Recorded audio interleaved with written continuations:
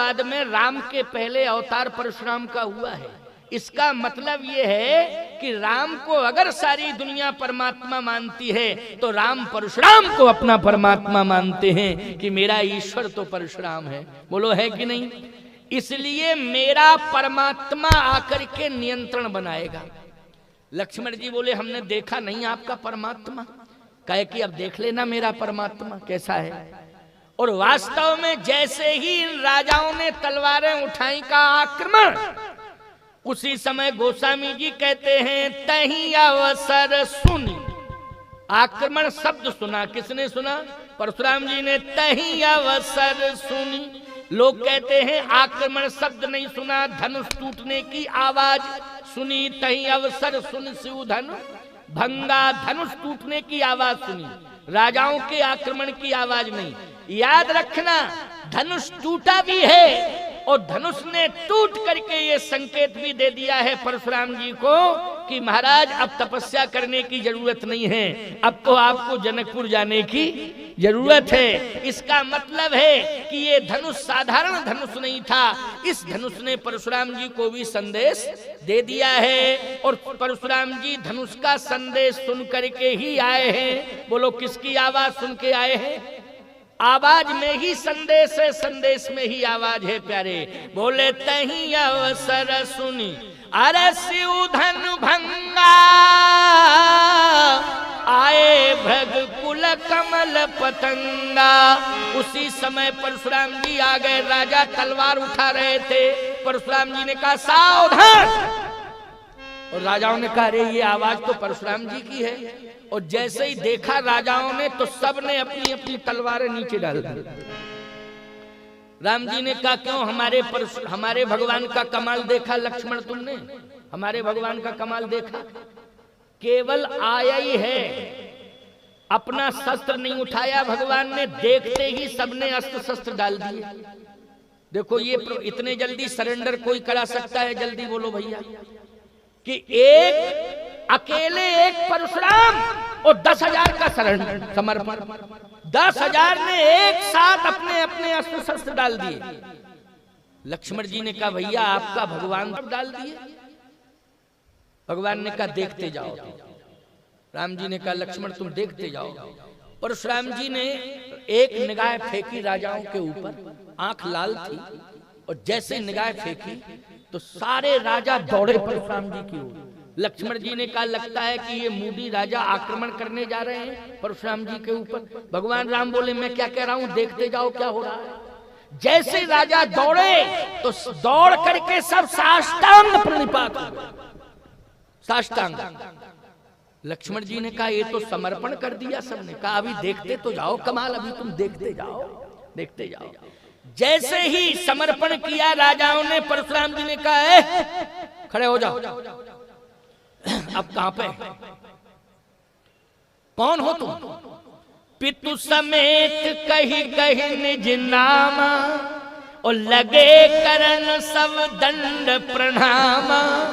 अपने पिता का नाम और पिता के पिता का भी नाम लिया और कहा कि अमुक सन में आपने अपने फरसे से हमारे पिताजी के पिताजी का मस्तक काट दिया था, हम उनके नाती हैं। अच्छा साइड में खड़े हो जाओ, साइड में खड़े हो। अब कहां पे? और कहे कि पत्नी ने रोका था कि दूसरी शादी अच्छी नहीं होती है, मरने जा रहे हो क्या? और वास्तव में मौत आ गई सामने, देखो मरने जा रहे हैं। अब देखो मौत आ गई है, फरसा दिखाई दे रहा है। और कहां पे? दूसरे राजा से कहा तुम कौन? उसने भी कहा अमुक देश का राजा हूं, ये घटना। अच्छा साइड में खड़े हो जाओ। जितने राजा थे प्रणाम करते गए। परशुराम जी ने साइड में खड़ा कर दिया, कहा जब तक मैं कहना दूं जाना नहीं, लाइन में खड़े रहना। अगर किसी ने जाने की हिम्मत की तो देखा ये फरसे का कमाल। कहा बिल्कुल जानता हूं, जा ही नहीं सकता हूं, मरने जाऊंगा क्या? और मरना तो वैसे भी है, इसलिए सब साइड में खड़े हैं। अब जनक जी का बोध देखें आप, राजा कांप रहे हैं। जनक जी महाराज जैसे प्रणाम करने के लिए आए तो परशुराम जी ने कहा जनक ये भीड़ कैसी है? कहा महाराज बेटी की शादी है। अच्छा बेटी की शादी है, निगाह धनुष के ऊपर गई, कहा बेटी की शादी है, लेकिन बेटी की शादी में धनुष की दुर्दशा कैसी?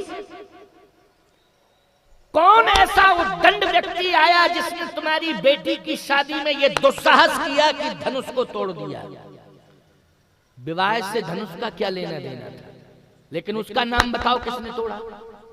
कौन था उद्दंड? इन्हीं सब में कोई था क्या? ये बताओ किसने तोड़ा? एक राजा बोला बहुत अच्छा हुआ जो हम लोगों ने तोड़ा नहीं। अच्छा ही हुआ, जो काम होता है वो अच्छा ही होता है। अगर तोड़ देते तो ये मुसीबत सामने आ रही थी। देखो इसका मतलब है कि प्राण बच गए। परशुराम जी ने कहा जनक मैं मानता हूं कि तुम सत्यवादी हो, तुम कभी झूठ नहीं बोल सकते हो, और ये भी मैं जानता हूं कि तुम धनुष का सम्मान करते हो। ये भगवान शंकर का धनुष है, इसका सम्मान तुम्हारे राज्य में होता रहा, अभी तक इसका सम्मान सुरक्षित रहा, लेकिन टूटने का मतलब है अपमान। और किसने अपमान किया है? तुम्हारे रहते हुए अपमान हुआ है। ये मैं जानना चाहता हूं किसका दुस्साहस है, उसको बताओ। जनक जी ने सोचा कि झूठ बोल नहीं सकता, क्योंकि झूठ बोलने की परंपरा नहीं है। याद रखना, ना अयोध्या की है ना जनकपुर की है। और जहां झूठ नहीं बोला जाता है उसको कलिकाल में आज भी अयोध्या मानते हैं। जिसके घर में झूठ नहीं बोला जाता है वो अयोध्या का घर है, वही जनकपुर का घर है। देखो भैया, कोई कारण विशेष पड़ जाए अलग बात है, झूठ बोलो, लेकिन अकारण में झूठ बोलने की आदत नहीं डालना चाहिए। लेकिन आज प्रायः हम देखते हैं कि लोग अकारण में झूठ बोलने लगे। बोलो, बोलने लगे कि नहीं? महात्मा गांधी ने आंदोलन चलाया सदा सत्य बोलो, तो लोगों ने कहा गांधी जी ये सदा सत्य बोलो नहीं चल पाएगा, कौन बोलेगा सदा सत्य? सदा सत्य, सत्य ही सत्य बोलते रहो, धंधा चौपट, सब चौपट, सत्य बोलो सत्य बोलो। गांधी जी ने कहा मेरी बात तो सुनो, समझने की कोशिश किया करो। सदा सत्य बोलने का अर्थ जानते हो क्या होता है? क्या? लोगों ने कहा सदा सत्य मानी हमेशा सत्य बोलो, हमेशा सत्य बोलो। हमेशा सत्य कैसे हम लोग बोल पाएंगे? कहा अकारण असत्य बोलना बंद करो, अकारण असत्य बोलना बंद कर दो। और जिस दिन समाज का व्यक्ति अकारण असत्य बोलना बंद कर देगा, धीरे धीरे उसके जीवन में सदा सत्य बोलना आ जाएगा। इस पर विश्वास करना पड़ेगा। तो अकारण असत्य बोलने की, मिथिला में तो कोई असत्य बोलते ही नहीं, अयोध्या में कोई असत्य नहीं बोलता। जनक जी ने कहा असत्य के तो चांस ही नहीं है, प्रश्न ही नहीं उठता है। लेकिन क्या जनक जी ये कहेंगे कि राम जी ने धनुष तोड़ा? बोलो, दामाद बना चुके हैं, अब धर्म संकट, लेकिन बुद्धि से काम लेना है। किससे काम लेना है? अब समझ लो, बुद्धि से। बोध की जरूरत है। उस समय क्रोध की जरूरत नहीं है, घबराने की जरूरत नहीं है, उस समय बोध की जरूरत है। आपको महाराज जनक जी ने क्या परिचय दिया बोध का? इसलिए तो कहता हूँ बालकांड की कथा सुन रहे हो, उससे तुम्हें क्या शिक्षा मिल रही है? केवल खाली परंपरा से ही कथा सुनते आ रहे हो इसलिए सुन रहे हो? नहीं नहीं प्यारे, इससे शिक्षा मिलती है, प्रेरणा मिलती। बालकांड का ये प्रसंग बहुत महत्वपूर्ण है। जनक जी महाराज पहले प्रणाम कर चुके हैं, लेकिन जनक जी ने सोचा कि आज केवल विकल्प यही बचा है कि परशुराम जी महाराज का क्रोध कैसे शांत हो। विकल्प यही बचा है कि क्रोध कैसे शांत किया जाए। और कैसे शांत किया जाए? कहा क्रोध, सुन लीजिए मेरी बात को, भगवान से एक प्रार्थना किया करो कि हर घर में बेटी का जन्म हो, हर घर में बेटी का जन्म हो। भगवान से ये मांगा करो। आज उल्टा पुल्टा यही तो तुम करते रहते हो, भगवान से जो भी मांगता बेटा ही मांगता, बेटा मांगता। हमने आज तक बेटी मांगने वाले कम ही होंगे, ऐसी बात नहीं है कि नहीं होंगे, लेकिन कम है, बेटा ज्यादा मांगते हैं। एक सज्जन के तो 4 बेटियां थी, वो हमारे पैर पकड़ के रोने लगे। हमका क्या बात है? बोले महाराज वंश कौन चलाएगा, नाम कौन चलाएगा, मेरा खानदान का नाम। हमने कहा हो क्या गया ये तो बता दो। कहे महाराज बेटियां 4 हैं लेकिन बेटा नहीं है, ऐसा आशीर्वाद दो कि बेटा हो जाए। हमने कहा तुम मूर्ख हो, बेटा इसलिए मांग रहे हो कि वंश चलावे, वंश का नाम चलावे। हमने कहा पहली बात तो ये कि बेटा होगा तो तुम्हारे मरने के बाद तुरंत ही तहसील में एप्लीकेशन देगा, इनका नाम काट के मेरा चढ़ाया जाएगा। क्यों भाई, आवेदन यही देगा कि नहीं देगा? हमने कहा कोई भी बेटा आज तक किसी तहसील में एप्लीकेशन आवेदन दिया हो कि मेरे पिताजी भले ही मर गए, उन्हीं का नाम चढ़ा रहे, हमारा नाम रिकॉर्ड में ना आए, उनका रिकॉर्ड बदस्तूर सुरक्षित रहे, लेकिन नाम, मैंने कहा सावधान, बेटियां अगर तुम्हारे घर में 4-4 हैं तो इस बात को समझ लो कि बेटी जिस घर में जिस दिन पैदा होती है उसी दिन उस घर में यज्ञ का भूमि पूजन हो जाता है प्यारे। वो पिता समझ लेता है कि अब मुझे बेटी का विवाह करना है। वो बेटी का विवाह बोलो यज्ञ है कि नहीं? बेटी का विवाह क्या मानते हो? यज्ञ मानते हो। अगर 4 बेटियां भगवान ने दी हैं तो 4 यज्ञ तुम्हारे हाथ से होंगे। बोलो होंगे कि नहीं होंगे? इसलिए मैं कहता हूं कि बेटी जरूर भगवान से मांगो। आज जनक जी कहते हैं कि मेरा धैर्य नहीं टूट रहा है इसलिए कि मेरे पास संतुलन बनाने के लिए बहुत बड़ी शक्ति है, इसलिए मेरा धैर्य नहीं टूट रहा है। ये बोध है जनक जी का। क्या कौन सी शक्ति है? शस्त्र है? बोले शस्त्र नहीं। फिर का बेटी। कौन है? बेटी। किसी को भी क्रोध आ जाए प्यारे, अगर बेटी सामने आ जाए तो क्रोध करुणा में बदल जाता है। बोलो बदल जाता है कि नहीं बदल जाता है? और खास तौर से छोटी उम्र की बेटी हो तो कह नहीं क्या? बोलो छोटी उम्र की बेटी हो, क्रोध करुणा में बदल जाएगा कि नहीं बदल जाएगा? जनक जी ने कहा कि मेरा धैर्य इसलिए नहीं टूट रहा है, मेरे जीवन में बोध है कि मेरे पास ऐसी शक्ति है कि बड़ी से बड़ी प्रतिकूल परिस्थिति भी आ गई है लेकिन मैं घबराऊंगा नहीं। आज प्रतिकूलता अनुकूलता में बदल जाएगी। किसके बल पर? का बेटी के बल पर। और सीता जी को इशारा किया, इशारा किया। परशुराम जी की आंखें लाल हैं, राजा घबरा रहे हैं। और इशारा किसको किया जनक जी ने? सीता जी को। जैसे इशारा किया, आहा, बेटी वही है जो बाप के इशारे पर चले। बोलो बेटी वही है जो माँ बाप के इशारे पर चले, वही बेटी है। इसलिए बेटियों को भी मैं शिक्षा दे रहा हूँ कि माँ बाप के इशारों पर चला करो। यदि माँ बाप के इशारों पर तुम चलोगी तो तुम्हें श्री राम जैसा वर प्राप्त होगा, ये मैं दावे के साथ कह रहा हूँ। लेकिन माँ बाप के इशारे पर तुम्हें चलना पड़ेगा। बोलो सीता जी माँ बाप के इशारे पर चली, कौन सा वर मिला? श्री राम जैसा वर मिला कि नहीं मिला? जैसे ही इशारा किया सीता जी चल दी। और जैसे सीता जी आई, जनक जी ने कहा प्रणाम करो बेटी, प्रणाम करो। जनक बहोर आए सिर नावा, उसिए बुलाए प्रणाम करावा। जैसे ही कहा कि प्रणाम करो बेटी, प्रणाम करो, और जैसे ही सीता जी ने प्रणाम किया, आहा, परशुराम जी की आंखों में आंसू आ गए।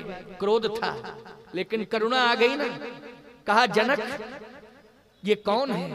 कहा बेटी, इसी का विवाह है। अच्छा अच्छा, इसी का विवाह है। ये लौकिक रूप नहीं है, अलौकिक है, आदि शक्ति है ना। क्या है? आदि शक्ति है। का इसी बेटी का विवाह है। हाँ, आंखों में आंसू आ गए और वाणी को रोक नहीं पाए। परशुराम जी कह दिया अखंड सौभाग्यवती भव। अब बोलो भाई 50% मामला निपट गया कि नहीं निपट गया? बोलो भाई, आशीर्वाद दे दिया है, क्या आशीर्वाद वापस लिया जाएगा? जो वचन दे दिया है उसको वापस किया जाएगा क्या? अखंड सौभाग्यवती भव। ईमानदारी से बताओ, ये क्रोध से समस्या का समाधान हुआ कि बोध से हुआ? हुआ बोध से कि नहीं हुआ? इसलिए घबराने की जरूरत नहीं है, बिल्कुल मत घबराया करो। बड़ी से बड़ी परिस्थितियां क्यों ना आ जाएं सामने, लेकिन क्रोध करने की जरूरत नहीं है। उस समय बोध की आवश्यकता है। बोलो है बोध की आवश्यकता कि नहीं? भगवान संधि प्रस्ताव लेकर के गए थे दुर्योधन के पास, लेकिन उस समय भगवान ने क्रोध से काम लिया कि बोध से काम लिया? बोलो भाई, अगर क्रोध आ गया होता तो दुर्योधन तो उसी दिन मर गया होता। बोलो मर गया होता कि नहीं मर गया होता? भगवान से बच जाता क्या? लेकिन उस समय क्रोध कौन कर रहा था? सुई की नोक के बराबर भी पांडवों को घूम नहीं दे सकता हूं केशव, इसलिए ध्यान से सुन लो, वो ख्वाब छोड़ो। बोलो ये क्रोध का परिचय कौन दे रहा था? दुर्योधन क्रोध का परिचय दे रहा था। भगवान श्याम सुंदर सुन रहे थे, और सुन रहे थे और गंभीर बने बैठे थे। हैं वीर, दुर्योधन कहां टकराता है उनके सामने, लेकिन है वीर, लेकिन गंभीर बन करके सुन रहे थे। बोलो सुन रहे थे कि नहीं? और ये क्रोध की भाषा बोल रहा था। ईमानदारी से बताओ विनाश हुआ कि नहीं हुआ? जिसके जीवन में क्रोध आया उसका विनाश हुआ। इसलिए मैं कहता हूं क्रोध पाप कर मूल। क्रोध के द्वारा ही विनाश की सृष्टि का सृजन होता है। ये विनाश की सृष्टि का सृजन कौन करता है? क्रोध करता है। इसलिए क्रोध पर नियंत्रण रखो। जैसे ही जनक जी ने प्रणाम कराया, अखंड सौभाग्यवती भव, परशुराम जी ने आशीर्वाद दिया। जनक जी महाराज ने लंबी सांस ली, का आधा समाधान तो हो गया। विश्वामित्र जी ने कहा कि अब तो लाइन क्लियर हो गई, क्योंकि अखंड सौभाग्यवती भव का आशीर्वाद सीता जी को अगर मिला है तो राम जी को मिल गया। वो क्यों, किसको मिला? राम जी को मिल गया। तो तुरंत ही विश्वामित्र जी ने राम जी से कहा गोल्डन चांस है, तुम प्रणाम कर लो, तुम भी प्रणाम कर लो। ये इतना बढ़िया गोल्डन चांस मिला है, इससे बढ़िया चांस दूसरा हो नहीं सकता, प्रणाम करो। गोस्वामी जी कहते हैं विश्वामित्र मिले पुनियाई। विश्वामित्र जी महाराज जैसे ही परशुराम जी के सामने आए तो विश्वामित्र जी महाराज ने परशुराम जी को भुजाओं में भर लिया। अब जैसे भुजाओं में भरा तो भुजाएं, दोनों भुजाएं परशुराम जी को पकड़े हुए हैं, विश्वामित्र जी की दोनों भुजाएं। अब जिस भुजा में फरसा है वो भुजा पकड़े हैं। कहे प्रणाम करो राम, अब तुम चिंता मत करो, अब तो तुम प्रणाम करो, निश्चिंत होकर प्रणाम करो। और जैसे भगवान राम ने प्रणाम किया, अखंड सौभाग्यवती भव का आशीर्वाद दिया। अब राम जी को देखा तो टकटकी निगाह से देखते रहे। राजाओं ने कहा इसका मतलब है पहचान गए परशुराम जी के इसी ने तोड़ा, तभी तो देख रहे हैं, नक्शे सिक तक देख रहे थे।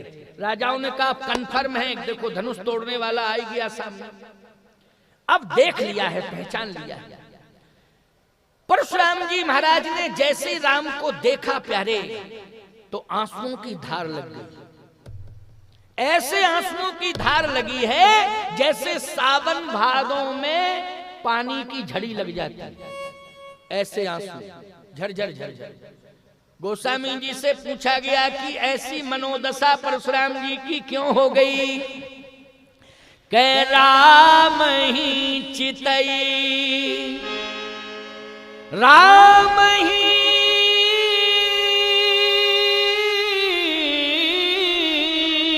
चितई, रहे थक लोचन, रूप अपार मार मदमोचन। श्री राम जी को टकटकी निगाह से देख रहे हैं और कहते हैं ऐसा रूप मैंने अभी तक देखा नहीं। लेकिन एक बात बताएं, परशुराम जी ब्रह्मचारी हैं और ब्रह्मचारी का रूप पर आकर्षित होना ये उचित नहीं। बोलो भाई, ब्रह्मचारी रूप पर आकर्षित हो ये उचित नहीं। लेकिन परशुराम अगर तू रूप पर आकर्षित हो रहा है तो ये लौकिक रूप नहीं है, ये भी अलौकिक रूप है। सीता जी का भी अलौकिक रूप है और राम जी का भी अलौकिक रूप है। बोलो है कि नहीं? राम जी का और सीता जी का लौकिक रूप नहीं है, अलौकिक है, अलौकिकता है। परशुराम आज मैं किसको देख रहा हूं? ये लौकिक रूप नहीं है, ये तो अलौकिक रूप है। इसका मतलब है कि ब्रह्मचारी रूप पर आकर्षित नहीं होता है, क्योंकि संसार का रूप किसी ब्रह्मचारी को आकर्षित नहीं कर सकता है। यदि ब्रह्मचारी किसी के रूप पर आकर्षित होता है तो वो जगत का रूप नहीं, वो तो जगदीश का रूप हो सकता है, क्योंकि जगदीश पर ही उसका आकर्षण रहता है। आज परशुराम क्या तेरे सामने जगदीश आ गया? आज तू किसको देख रहा है? भगवान राम हाथ जोड़े खड़े हैं, साहब वीर हैं लेकिन हैं गंभीर, हाथ जोड़े खड़े हैं। परशुराम जी महाराज टकटकी निगाह से देख रहे हैं और फिर धीरे से कहते हैं बालक,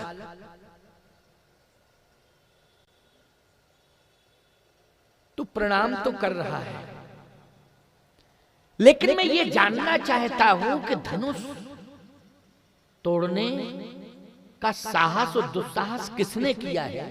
क्या तू नाम बता सकता है? ये कन्फर्म है कि सभा में तू था और तेरी सुकोमलता, तेरा स्वरूप, तेरी सरलता और सहजता ये सिद्ध कर रही है कि तू बता सकता है कि किसने तोड़ा है। एक बात आपको बताएं, किसी छोटे बच्चे से झूठ बोलने का रिहर्सल करवाओ तो जिस तरह से रिहर्सल करवा रहे हो वो न बोल करके वो वास्तविकता बोलेगा। जैसे मान लीजिए हम पहुंचे तुम्हारे दरवाजे पर और दरवाजा बंद हो और हम कुंडी खटखटाएं, अरे खोलो खोलो खोलो, हम आ गए हैं, स्वामी जी चित्रकूट वाले जगत गुरु हैं, खोलो खोलो। अब तुमको हमसे मिलना नहीं है तो तुम छोटे बच्चे से कहोगे जाओ कह दो कि पापा है ही नहीं। अब ये तो कह दिया, वो आएगा और तुरंत कहेगा स्वामी जी पापा कह रहे, जाओ कह दो पापा है नहीं। तो यही कहेगा कि नहीं कहेगा? वो बिल्कुल कन्फर्म है कि यही कहेगा। वो ये नहीं कहेगा पापा है नहीं, वो अपनी सत्य बात कहेगा।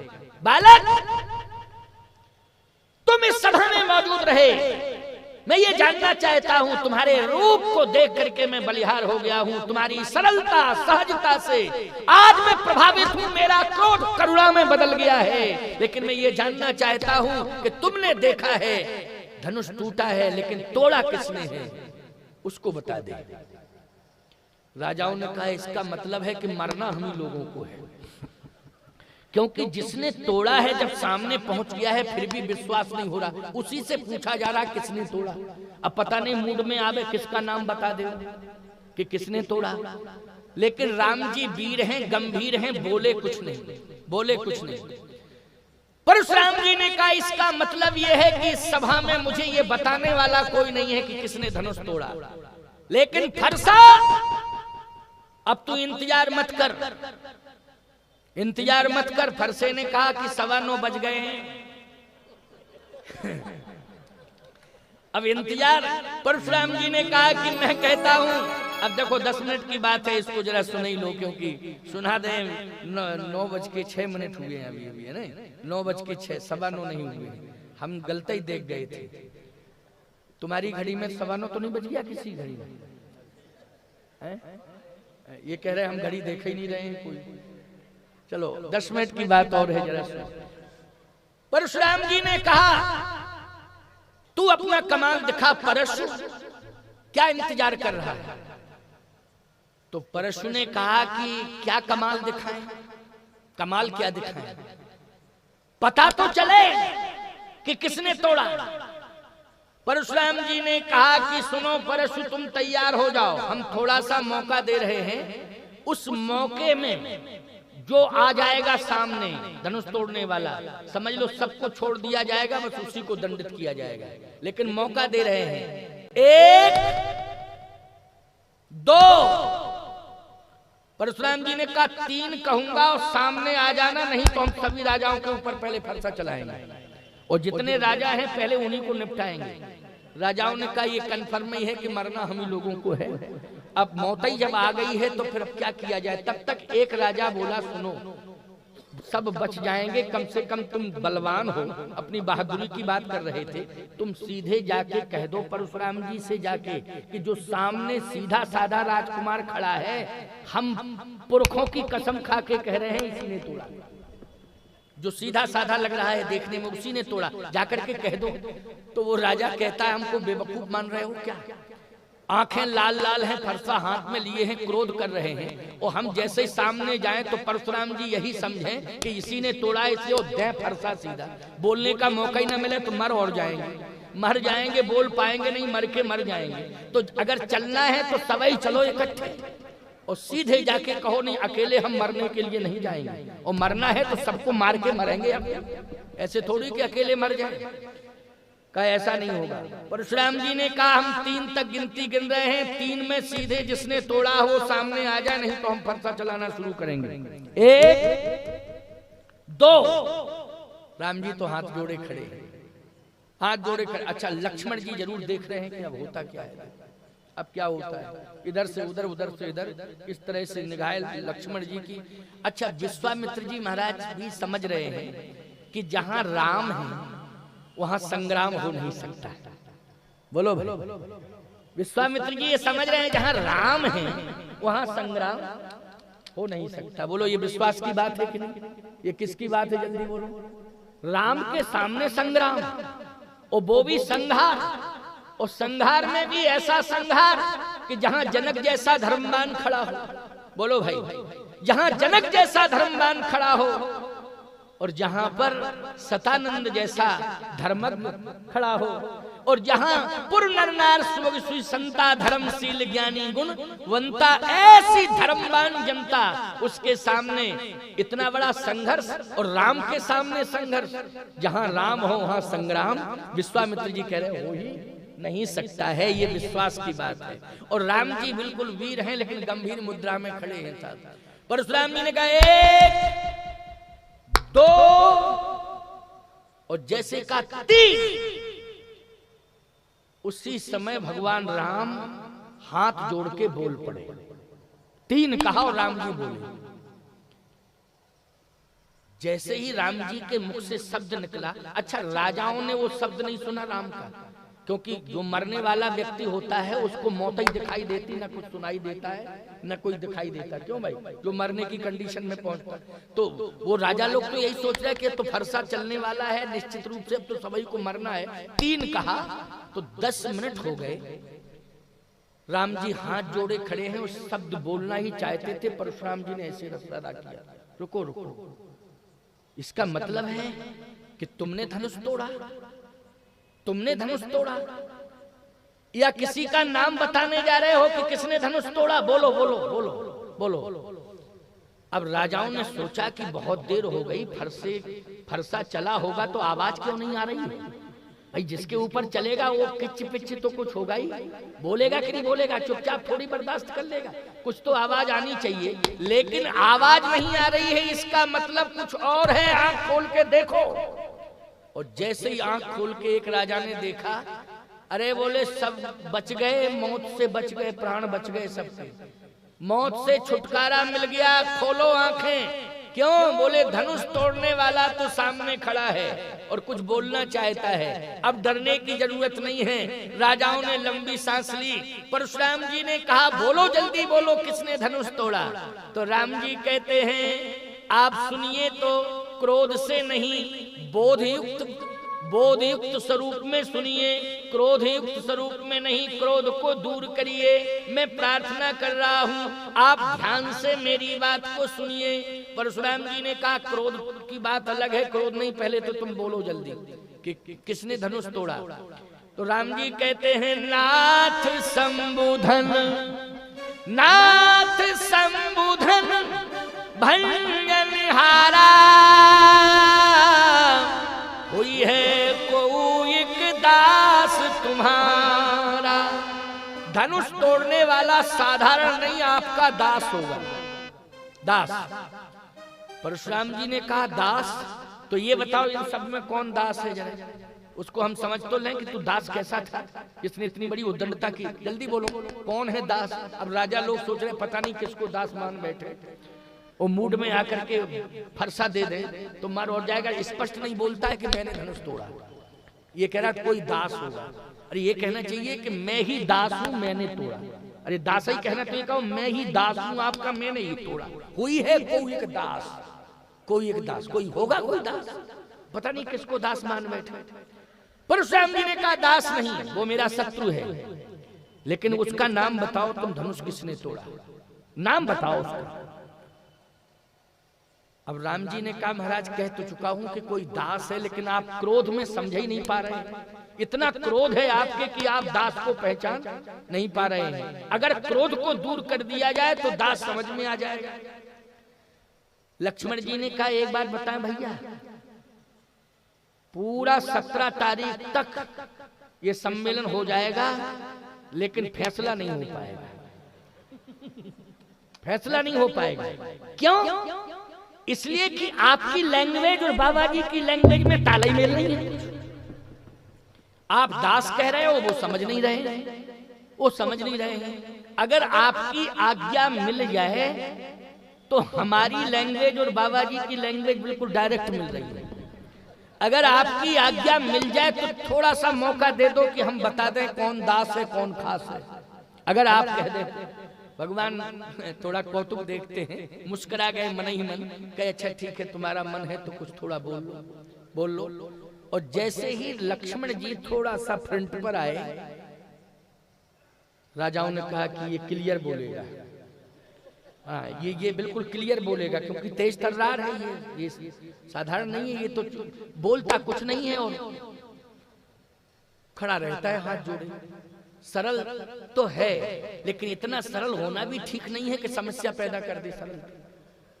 और देखो ये बोल नहीं रहा, पता नहीं समस्या कितनी बड़ी पैदा होती अगर ये सामने नहीं आता, छोटा वाला गोरा गोरा राजकुमार, तो समस्या पता नहीं फरसा किसके ऊपर चलता। लेकिन आगे आप समाधान हो जाएगा। लक्ष्मण जी जैसे सामने आए, परशुराम जी ने कहा एक बात बताओ, हम समझ रहे हैं कि तुम फ्रंट पर आ गए हो, धनुष तुमने तोड़ा। परशुराम जी बोले ये बताओ तुम्हारा था।